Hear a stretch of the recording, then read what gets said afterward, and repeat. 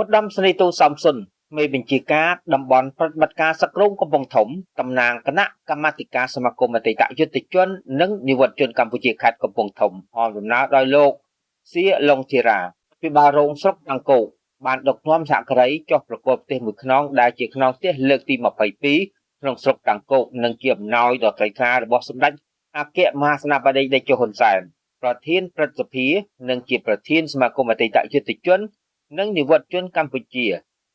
រួមទាំងសម្ដេចគតិព្រឹទ្ធបណ្ឌិតប៊ុនរ៉ានីហ៊ុនសែនជូនអតីតយុទ្ធជនពិការដែលមានដីតែមានជំរកស្នាក់នៅមិនសមរម្យរស់នៅភូមិគោកស្របែកភូមិស្រឡៅស្រុកតាំងគោកខេត្តកំពង់ធំពិធីនេះក៏បានធ្វើឡើងនាព្រឹកថ្ងៃទី1ខែកុម្ភៈឆ្នាំ2026លោកយោគយូងមានអាយុ60ឆ្នាំមានកូននិងចៅនៅក្នុងបន្ទុក5នាក់បានរៀបរាប់ថាលោកបានចូលបម្រើក្នុងជួរកងទ័ពនៅក្នុងឆ្នាំ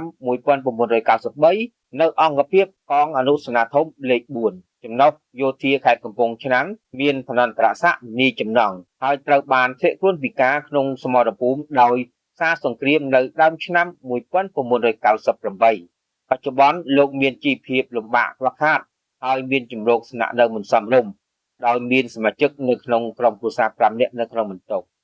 ឧត្តមសេនីយ៍ទូសំសុនក៏បានលើកឡើងថាផ្ទះដែលទើបតែនឹងសាងសង់រួចនេះគឺមានទំហំ5ម៉ែត្រគុណនឹង7ម៉ែត្រសាងសង់អំពីសសរបេតុងចាំងដែកដំបូលប្រក់ស័ង្កសីកិនព្រីជញ្ជាំងស្មាតព័ទ្ធ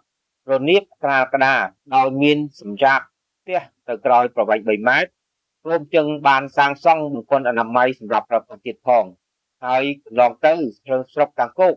ខេត្តកំពង់ធំក៏បានសាងសង់ផ្ទះបានចំនួន22ខ្នងផ្ទះជូនក្រុមគូសាអតីតយុទ្ធជនរួចមកហើយនិងកំពុងតែដំណើរការសាងសង់បន្តមួយចំនួនទៀតដែលជាអំណោយរបស់សម្ដេចតេជោហ៊ុនសែនប្រធានសមាគមអតីតយុទ្ធជននិងនិវត្តជនកម្ពុជានិងសម្ដេចមហាបវរធិបតីហ៊ុនម៉ាណែតតាមរយៈឯកឧត្តមទេសរដ្ឋមន្ត្រីនាយឧត្តមសេនីយ៍គតិសង្ឃបណ្ឌិតគុណគឹមអនុប្រធាននិងជាអគ្គលេខាធិការសមាគមអតីតយុទ្ធជននិងនិវត្តជនកម្ពុជានៅក្នុងឱកាសនេះឧត្តមសេនីយ៍ទូសំសុនក៏បានស្វាមនាំនៅស្បៀងអាហារគ្រឿងឧបភោគបរិភោគមានសម្ភារៈប្រើប្រាស់ដូចជាមុងភួយកន្ទេលខ្នើយចានឆ្នាំងរួមទាំងសម្ភារៈប្រើប្រាស់ផ្សេងៗទៀតដែលជាអំណោយរបស់សម្ដេចមហាបវរធិបតីហ៊ុនម៉ាណែតនិងលោកជំទាវជូនដល់លោកយោគយូង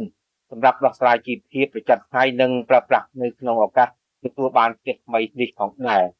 លោកនាយចំណងយោគយូងបានគោរពថ្លែងអំណរគុណនៃជើងជ្រៅបំផុតចំពោះសម្ដេចតេជោហ៊ុនសែននិងសម្ដេចគតិព្រឹទ្ធបណ្ឌិតរួមទាំងសម្ដេចមហាបវរធិបតីហ៊ុនម៉ាណែតដែលបានសាងសង់ផ្ទះថ្មីសម្រាប់ជូនដល់ក្រុមគ្រួសាររបស់គាត់និងសូមគោរពជូនពរសម្ដេចលោកជំទាវព្រមទាំងក្រុមការងារទាំងអស់សូមទទួលបានពុទ្ធពរទាំង4ប្រការកុំបីឃ្លៀងឃ្លាតឡើយ